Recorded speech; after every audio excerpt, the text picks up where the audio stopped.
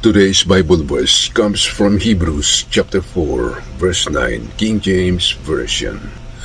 There remaineth therefore a rest to the people of God.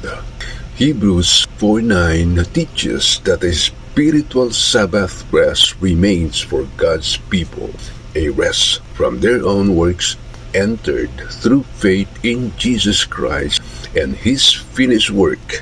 It is not simply a physical cessation of work, but a deeper spiritual peace and fulfillment that comes from trusting God and His completed redemption. This rest is available now through faith and is the ultimate fulfillment of the rest God experienced after creation. Key concepts. Number 1, spiritual rest. This Sabbath rest in this verse refers to a deeper spiritual rest from one's own labors, not just a physical day off. Number 2, finished work of Christ. This rest is found by trusting in the finished work of Jesus Christ, which offers salvation and rest from sin and toil.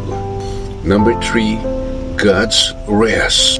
The verse parallels this spiritual rest with the rest God entered after His creation, showing it as a state of fulfillment and completion. Number 4, contrast with the Israelites. The context of Hebrews contrasts this spiritual rest with the fate of the Israelites who failed to enter God's rest because of their disbelief and disobediences. Number 5, a present reality. Believers are encouraged to strive to enter this rest by continuing in faith, demonstrating that it is a spiritual state accessible now. In essence, Hebrews 4:9 calls believers to cease striving in their own efforts and instead to find profound spiritual peace by trusting completely in God and the work of Christ. Amen.